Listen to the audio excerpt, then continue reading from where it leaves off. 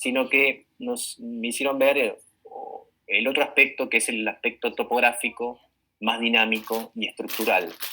Y así comparar a una estructura cráneo órbito facial como una estructura arquitectónica de cualquier edificio, tanto antiguo como moderno, en el cual existen líneas de soporte y líneas de sostén de las diferentes habitáculos o zonas que se encuentran entre esas líneas.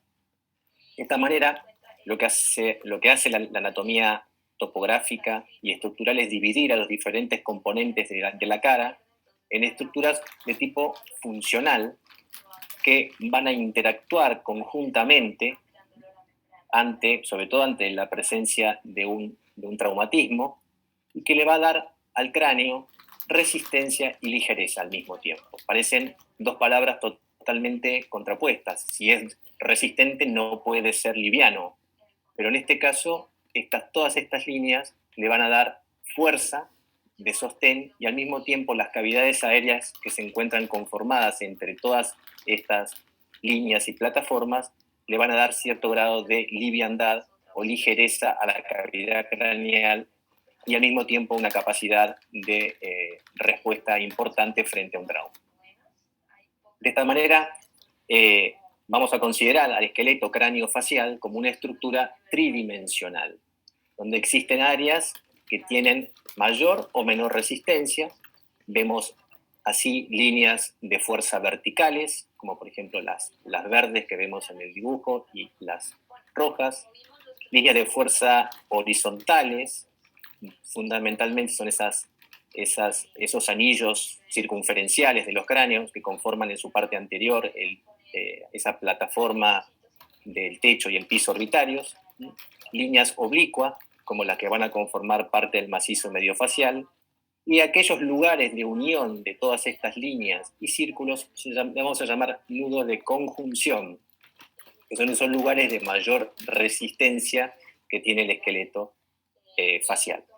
Todo esto nos permite ver que ante un impacto los huesos craneales en general no se involucran en forma aislada, sino que se compromete toda la estructura de la que forman parte esos diferentes huesos.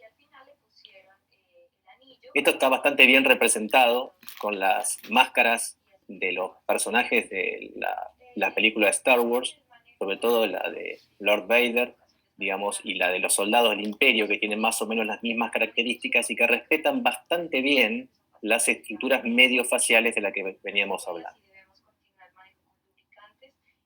De esta manera, también tenemos que estas plataformas, que son el techo y los pisos orbitarios, a semejanza con la del arco de medio punto que vemos a la izquierda, y que en realidad es el símbolo arquitectónico por excelencia del Renacimiento en la arquitectura, permiten una distribución de las fuerzas. Esas plataformas lo que va a hacer es que todo el peso que exista, en esa zona, se distribuya esa fuerza hacia los pilares laterales y centrales, que van a ser los que los van a contener. Porque de esta manera, a semejanza con las estructuras arquitectónicas que dijimos, vamos a tener dos pilares laterales y un pilar central, y vamos a tener plataformas, que son esas estructuras a modo de arco y a modo de base, que conforman tanto los techos como los pisos de la órbita. Entonces, lo que vamos a tener son pilares óseos, tanto superficiales, pueden ser laterales, como lo estamos viendo ahora, y el pilar superficial central, y los profundos, que también van a ser laterales y centrales. Y por otro lado, vamos a tener las plataformas que conformaban el techo y el piso de la órbita, que son nada menos que la presencia anterior o la parte anterior de esos anillos que conforman la bóveda craneal, que son anillos circunferenciales que le dan resistencia a todo el cráneo en general. Entonces, en la parte anterior, en la parte facial, tanto el anillo medio y el anillo inferior van a formar respectivamente el techo y el piso de la cavidad orbitaria.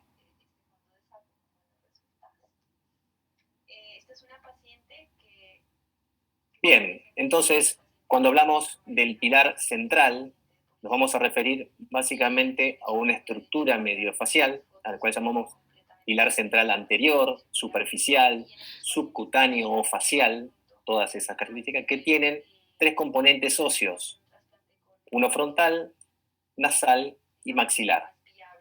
Y por otro lado, el mismo pilar central también tiene un componente posterior, profundo o ya craneal, en el cual vamos a encontrar un componente frontal, etmoidal, bomeriano y maxilar. Entonces, estos son los componentes óseos que van a dar resistencia en la parte central de la cara. En cuanto a los pilares laterales, estos pilares laterales también van a ser superficiales y profundos. El superficial también le vamos a llamar subcutáneo o facial y estaría formado por un componente fronto-cigomático maxilar, y el pilar lateral profundo o craneal está formado por el mismo hueso frontal, el esfenoides y el maxilar. Entonces, tenemos de esta manera toda una estructura de apuntalamiento y de sostén, así que son los pilares óseos, las plataformas, los anillos craneofaciales que van a proveer al cráneo una estructura de sostén y protección y muy, muy importante. Por otro lado, dijimos que el cráneo es una estructura que al mismo tiempo de tener resistencia también tiene ligereza, es una estructura bastante liviana. Y eso se debe a que las cavidades aéreas que se encuentran dentro de estas plataformas le van a dar esa parte de liviandad de la cual estamos hablando. Existen cavidades grandes como son los senos frontales y los senos maxilares. Existen cavidades más pequeñas como son las celdillas etmoidales, que son las pequeñas celdillas que conforman a modo de panal de abeja el hueso etmoidal, y aquellas celdillas mucho más pequeñas que conforman el diploe, el hueso esponjoso, que a nivel de la órbita lo vamos a encontrar en el ala mayor esfenoidal y también en el cuerpo del esfenoides, que está justo debajo de la región celar o de la silla tuya. De esta manera, vamos a ver que las estructuras normoaireadas o estructuras de los senos paranasales y al mismo tiempo también la misma órbita van a constituir elementos que permiten la propagación, la división de fuerzas de un impacto cuando llega desde el lado frontal. Estos senos paranasales, incluso en la órbita, van a actuar de la misma manera que actúan los airbags dentro de un automóvil, protegiendo a los habitantes de ese receptáculo, ¿sí?, que es la persona que conduce el auto. Bueno, entonces vamos a considerar que el auto es el cráneo, básicamente,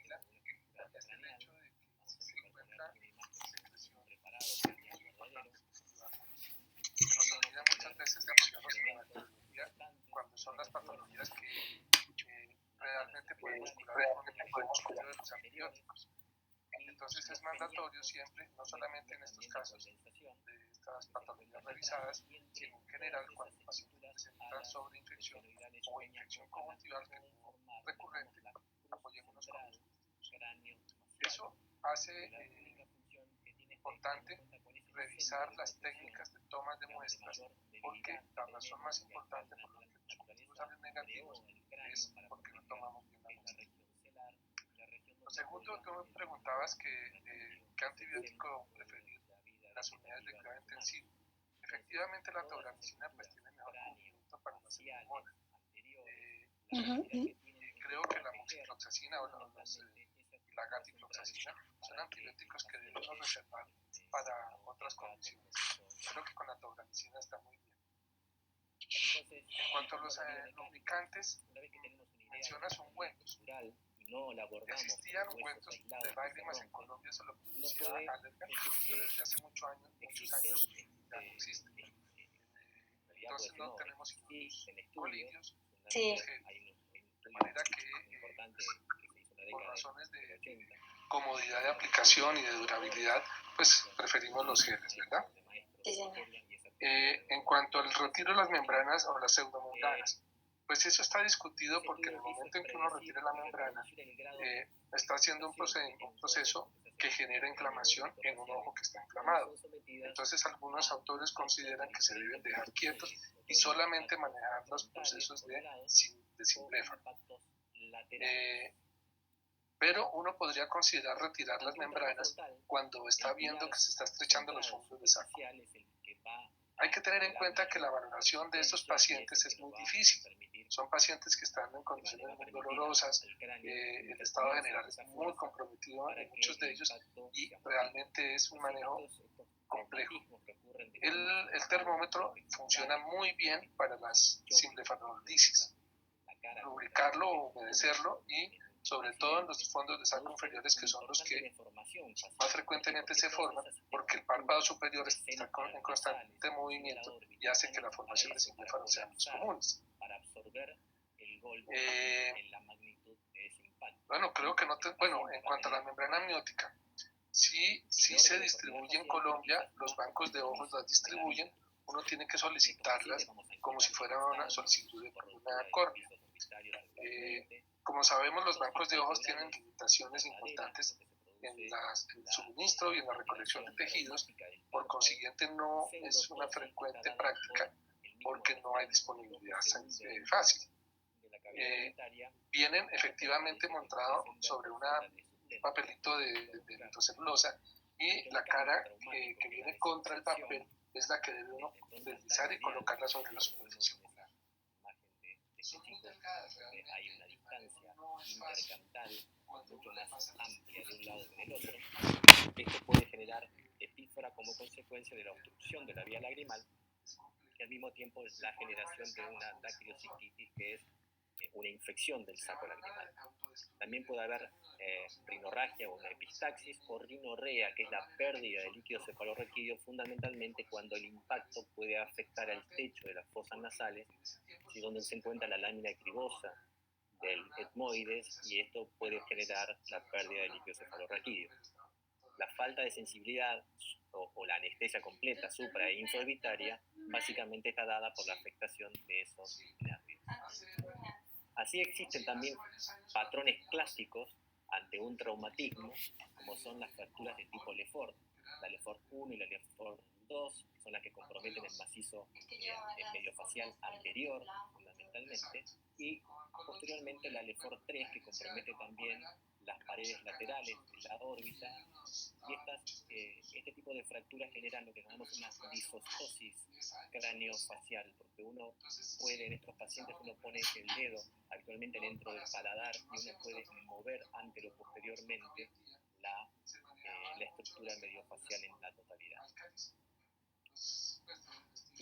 El tipo de fractura más clásico en el cual el oftalmólogo, los especialistas, nos vamos a encontrar es este tipo de fractura. Es el golpe directo sobre el globo ocular, donde no se comprometen los rebordes orbitarios, llamamos blowout fractures, y estas fracturas básicamente se producen por un aumento súbito de la presión intraorbitaria.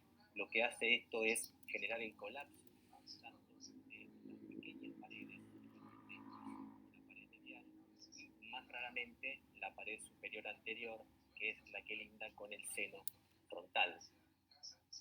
Entonces, este tipo de fractura es lo más clásico en el cual nos vamos a encontrar. En cuanto a los traumas laterales, que afecten a los pilares lateral, sobre todo el pilar lateral superficial, como muestra esta imagen, básicamente va a generar puede generar deformidad facial dependiendo de la magnitud que tenga el impacto, pero fundamentalmente va a generar algunos trastornos a nivel de la articulación temporo-maxilar, con alteraciones en la mordida fundamentalmente. Una clásica fractura que existe, o clásico patrón de fractura que comprometa el pilar lateral de la cara, es la fractura en trípode o la fractura fronto-cigomática, cuando hay un desplazamiento de todo el hueso cigomático hacia afuera, y esto puede traer aparejado, asociado, el piso orbitario y la articulación temporomaxilar. El trauma lateral profundo, esto es importante que quede como concepto, es el que se va a afectar, en el cual se va a afectar la zona que llamamos el terion. El terion es la zona de intersección o el sitio de unión de varios huesos del cráneo, del occipital, del parietal, del frontal y del esfenoides.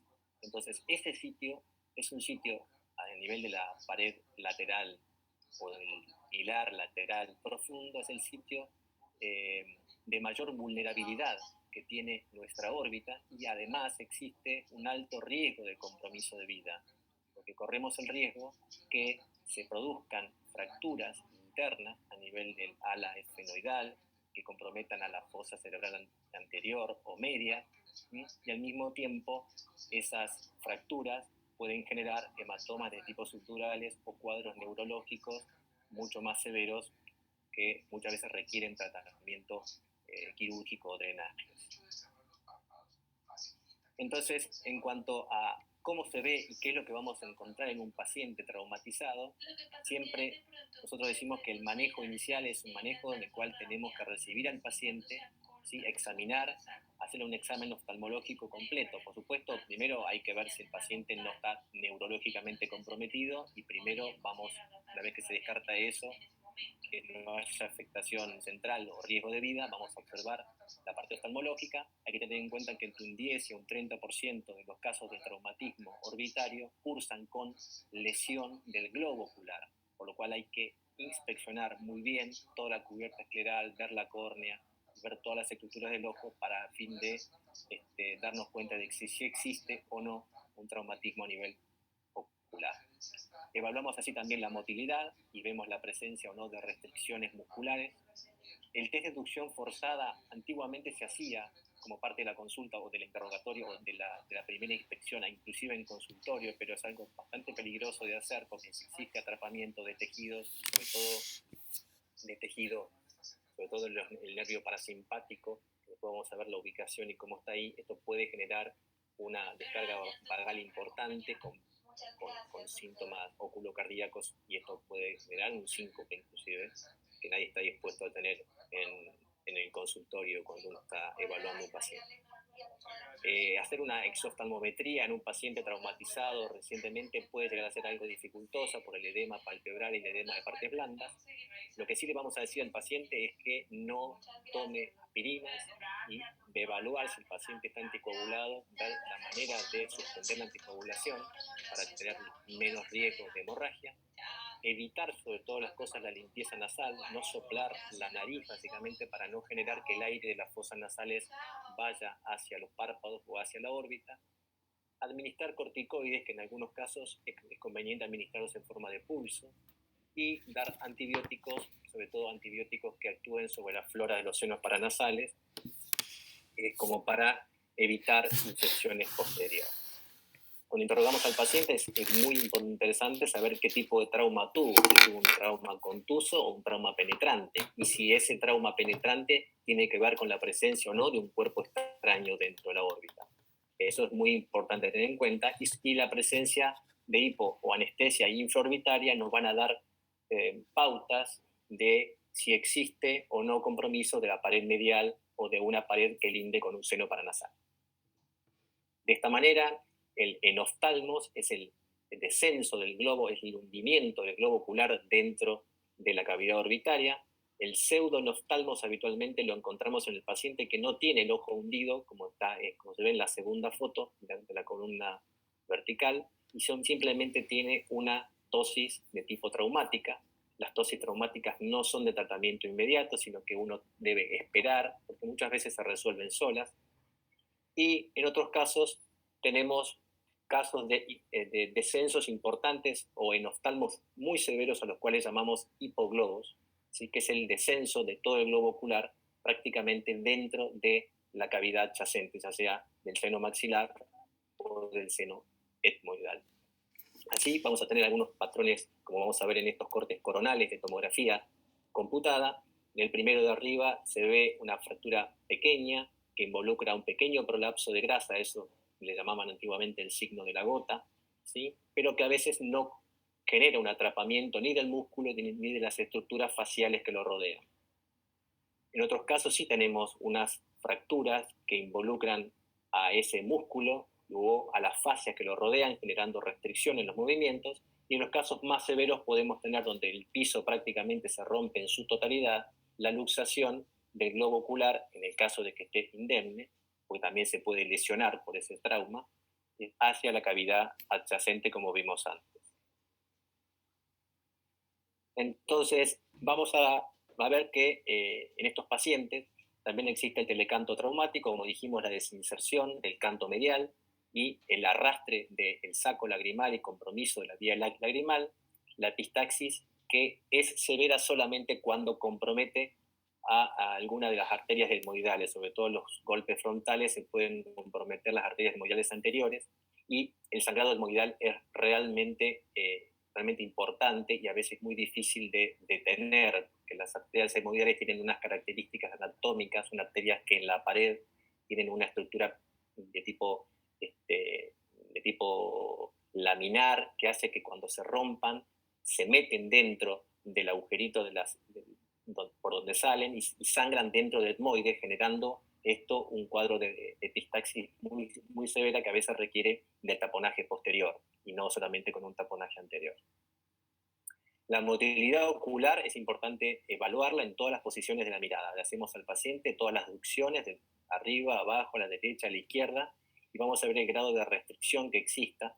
Vamos a ver la presencia de un pliegue, de un surco palpebral superior muy pronunciado, un enoftalmos, lo vamos a evaluar el grado de diplopia y eventualmente lo vamos a programar para tratarlo. Las fracturas en los chicos tienen características bastante especiales. Los chicos hacen un tipo de fractura del piso de la órbita, al cual se le llama trapdoor o puerta trampa, que en realidad es cuando el piso orbitario se abre como si fuera una compuerta y después, inmediatamente que cede el aumento de la presión orbitaria, vuelve a la posición original. El tema es que cuando esa fractura que se produce en el piso y esa vuelta a la posición original se produce, esto genera muchas veces un atrapamiento muy fuerte, muy fijo, tanto de un músculo como de las fascias que rodean a ese músculo, y estos chicos tienen una importante restricción y muchas veces acompaña esto con un reflejo óculo-cardíaco o reflejo vagal, donde el paciente presenta náuseas e inclusive pueden llegar al síncope, a desvanecerse. Entonces, estos casos son casos importantes que debemos tratar a la brevedad. Bien, las causas de la limitación, hay varias causas, pero básicamente tenemos que tener en cuenta que cuando el músculo se edematiza o se produce un hematoma por el traumatismo, esto puede mejorar con el lapso del tiempo y esto es un buen pronóstico, digamos, posoperatorio. Ahora, si el atrapamiento genera una lesión a nivel de las fibras que componen los sarcómeros musculares, sobre todo del músculo recto inferior, que es el más frecuentemente atrapado, y existen adherencias importantes, como todos sabemos, esas lastimaduras de los músculos cicatrizan con fibrosis, y la fibrosis básicamente hace que el efecto de contracción que tenga el músculo, la elasticidad del músculo se pierda, y el paciente pierda la posibilidad de volver a tener una motilidad ocular normal. Es una imagen, una maqueta donde podemos ver cómo el músculo recto inferior se desplaza, se hunde dentro de la fractura orbitaria, ¿sí? Y después se repara esto mediante una cirugía con la colocación de algún tipo de malla o material para sacar todo ese contenido y devolverlo al espacio orbitario. La finalidad de la cirugía es básicamente mejorar la motilidad, sacando el atrapamiento muscular de la zona y al mismo tiempo devolverle el volumen a la órbita para mejorar el enoftalmos que presenta el paciente. En el caso de las parálisis y las paresias musculares de tipo traumática, bueno, la parálisis saben que ya es más permanente, una paresia puede mejorar con el lapso de tiempo y si hay una parálisis eso va a requerir un tratamiento a nivel de la musculatura extraocular. Esta es la maniobra clásica que se hace intraquirúrgicamente con el paciente ya dormido, en el momento de haber reparado el piso de la órbita, hacemos ducciones pasivas, tomando el músculo recto inferior y viendo cómo excursiona y viendo que esté liberado todo el tejido que rodea a ese músculo. De esta manera tenemos el paciente en el preoperatorio y la idea es lograr un postoperatorio donde se restituyan la mayoría de las funciones del globo ocular y la posición correcta dentro de la órbita. Como dijimos antes, el enfisema del párpado es secundario a la entrada de aire desde las fosas nasales, tanto hacia los párpados como hacia dentro de la órbita. Cuando hacemos los cortes tomográficos, vamos a encontrar esas imágenes de hipodensidad muy similares al aire contenido dentro de las fosas nasales o de los senos paranasales que constituyen este enfisema.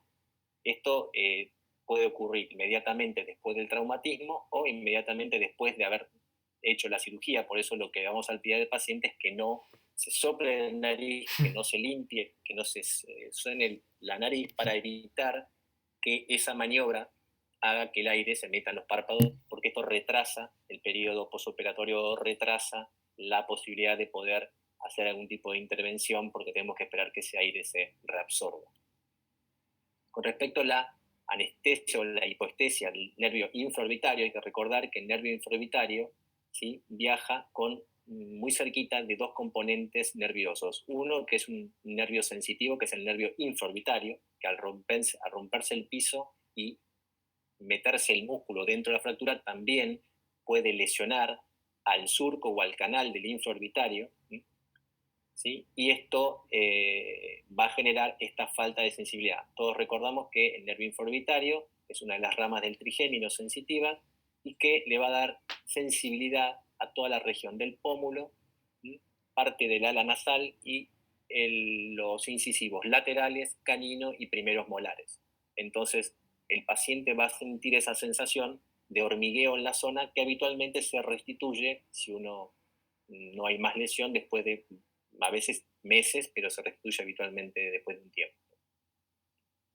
Hay que tener en cuenta que en la imagen que se ve ampliada abajo en ese círculo, vemos cómo está el músculo, el nervio infraorbitario y cómo existe una ramita verde, que ahí está marcada con color verde, que es la rama del parasimpático, ¿sí?, que viaja junto con el recto inferior. Esto hace que al producirse ese atrapamiento se puedan producir estos signos vagales por atrapamiento del parasimpático y al mismo tiempo los traumatismos de piso de órbita pueden combinarse con una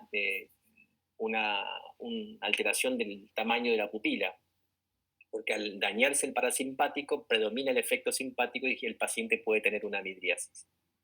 Ahí vemos en las imágenes que están al lado, vemos en la que está más superior, vemos que están señaladas con las flechas rojas, los canales del infraorbitario, ¿sí?, y vemos un corte también de tomografía, donde se pueden ver ahí bien el piso de la órbita bien delgado y el canal del infraorbitario, y en aquella de abajo de todo vamos a ver una pequeña fractura del piso de órbita donde está comprometido probablemente la zona del infraorbitario y del músculo recto inferior.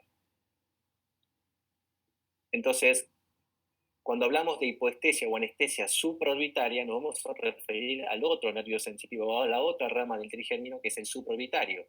Y este nervio supraorbitario está justo debajo del techo de la órbita. Esta es una imagen endocraneal que se ve ahí bien grande, ¿sí?, que es el piso de la fosa cerebral anterior. El techo orbitario constituye el piso de la fosa cerebral anterior. Y si nosotros lo resecamos, inmediatamente por debajo vamos a encontrar esa estructura filamentosa que se encuentra por encima del músculo del complejo elevador recto superior, que es el nervio supraorbitario. Entonces, cuando se compromete el techo de la órbita, aparte de los trastornos neuroquirúrgicos, se puede producir la hipoestesia de gran parte de la frente y el cuero cabelludo. Eso es un indicio a tener en cuenta. ¿Sí?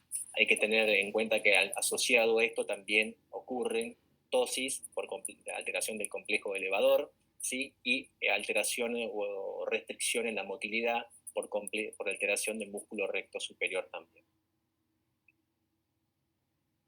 El vértice orbitario es todo un capítulo dentro del trauma. ¿Por qué? Porque es el lugar donde van a confluir todas las estructuras, ¿sí?, más nobles que existen en la órbita, van hacia ese vértice orbitario. La órbita tiene muchas estructuras, nervio óptico, músculos extraoculares, vasos, nervios, todos van a concentrarse en ese vértice orbitario. O sea, cualquier lesión que llegue a estar en las proximidades del vértice de la órbita va a traer aparejado una innumerable cantidad de disfunciones, porque el paciente de esta manera vemos cómo se puede alterar tanto cualquiera de los músculos que se insertan allí en el vértice de la órbita, a nivel de la hendidura esfenoidal, formando lo que llamamos el anillo de Zinc, que es el lugar, todos los músculos extraoculares excepto el músculo oblicuo inferior, que van a ser bien en la parte anterior de la órbita, pero el resto viene todo del vértice orbitario. Y ahí vamos a tener algunas estructuras que justo pasan por dentro de ese anillo de inserción muscular, como son la rama superior e inferior del tercer par craneal, el sexto par, que es el motor ocular externo, y la rama nasal del nervio nasociliar. Por encima y por fuera de este anillo de Zinc existen otras estructuras como es el patético o el cuarto par craneal, y la porción frontal y lagrimal del nervio sensitivo. Y justo por encima también vamos a tener a la vena oftálmica superior, y por debajo de la hendidura a la vena oftálmica inferior. Hay que tener en cuenta que el tamaño de la vena oftálmica es siempre mayor el de la superior que el de la inferior. Entonces, la cantidad de signos que aparecen cuando se traumatiza el vértice de la órbita es realmente muy florido y muy importante. ¿Sí? Hay que tener en cuenta que habitualmente las lesiones directas, el trauma directo del vértice orbitario obedece a traumatismos de tipo penetrantes o cuerpos extraños, ¿sí?, que llegan a ese lugar y van a generar hematomas, isquemia, edema o inclusive fractura de la zona del canal óptico, ¿no? El síndrome de hendidura esfenoidal, del cual le vamos a llamar a todo este cuadro de sintomatología y signos que presenta el paciente traumatizado en esta zona, va a constituir la pérdida de la agudeza visual, que puede ser total, con una maurosis completa, puede ser parcial, con pérdida de campo visual, el defecto pupilar aferente por el mismo afectación simpática que dijimos, la oftalmoplegia por falta de la motilidad, casi todos los músculos se van a ver comprometidos porque se afectó el vértice donde confluyen, la ptosis palpebral, que tiene que ver con que también el músculo elevador viene del vértice de la órbita, y alteraciones sensitivas supra- e infraorbitarias, por lo que hablábamos recientemente. De la misma manera que si proyectamos un disco de plástido, que es básicamente ese disco que tienen los topógrafos corneales sobre la órbita, vemos que todos los traumatismos que involucran el reborde de la órbita van a propagarse en forma concéntrica y van a repercutir habitualmente en esa zona bien posterior. O sea que muchas veces se produce lo que llamamos trauma indirecto del nervio, porque todo golpe que ocurre, aunque sea superficialmente, puede propagar su fuerza hacia la zona del nervio óptico. ¿Qué zona básicamente es la que se afecta? Tenemos que tener en cuenta que el nervio óptico, como vemos en esa imagen de resonancia de abajo a la izquierda, ¿sí?, vemos que tiene tres porciones el nervio óptico. Una porción que va desde el polo posterior del globo hasta el lugar donde entra dentro del canal del nervio óptico, que es una porción móvil, que tiene que ser móvil para poder acompañar los movimientos de los músculos extraoculares, y una porción intracanal, que es donde el nervio va a estar fijo. Ese es el único lugar donde el nervio óptico está fijo, donde la duramadre que recubre al nervio óptico está adosada, está fusionada con el periósteo del canal. Es un lugar donde el nervio está bien fijo. Y después tenemos un lugar por detrás que va hacia el quiasma óptico, donde el nervio vuelve a tener cierto grado de movilidad, obedeciendo algunos desplazamientos que pueden sufrir las estructuras endocraneales, cierto margen de desplazamiento que tienen esas estructuras endocraneales. Ahora, ¿qué pasa? Cuando el golpe indirecto, cuando el golpe se propagó hacia ese vértice orbitario, ese segmento del nervio que está fijo a nivel del canal, que son un lapso de transcurso del nervio de aproximadamente entre 6 y 8 milímetros de largo, va a generar varias cosas. Una puede ser la abulsión de esos pequeños vasos sanguíneos, como vemos en la imagen de maqueta ampliada, que van a nutrir a los axones del nervio óptico, se llaman vaso nervorum, que son los que nutren. Al cortarse esos vasos se produce una isquemia del nervio y se puede dañar de esa manera, o bien se puede producir lo que llamamos cizallamiento, o es digamos, la ruptura interna de los axones que conforman ese nervio óptico. Entonces, el daño indirecto puede generar algo que no es evidente, digamos, a nivel de las imágenes, pero que funcionalmente sí le ha generado una pérdida visual importante al paciente, y eso es algo que merece ser estudiado y merece, digamos, en el caso de que aparezca un caso como este de trauma del vértice, inmediatamente la administración de altas dosis de esteroide intravenosa tienen efecto neuroprotector, y esperar y cruzar los dedos de que no haya más daño que ya está. Las imágenes, en cuanto a que vamos a solicitar en los pacientes traumatizados, el estudio base de madre que tenemos que pedir es la tomografía computada. Uno a veces está acostumbrado a decir TAC, y la TAC es solamente tomografía axial computada. Si ustedes le dicen hacer una TAC, es solamente cortes axiales, como está en la primera foto de arriba. En cambio, para un paciente traumatizado, a nosotros nos interesan los cortes coronales también, y si tenemos la posibilidad de un tomógrafo de los modernos, donde también podemos ver cortes de tipo sagital, eso también nos da la pauta y nos permite ver bien las estructuras y el grado de afectación de los nervios y de los músculos extraoculares. Entonces, la indicación va a ser siempre de una TC de ambas órbitas y senos paranasales, macizo mediofacial si hiciera falta, en cortes axiales coronales y sagitales cada 2 milímetros, sin contraste. No tiene sentido pedir una tomografía por contraste porque no estamos buscando ninguna alteración vascular, ninguna lesión vascular. Estamos viendo cómo se dañó el tejido óseo que se encuentra a la vuelta del globo ocular. Entonces, en los cortes axiales vamos a ver básicamente la pared medial y lateral en su integridad, y en los cortes coronales vamos a poder ver mejor el piso y el techo de las órbitas.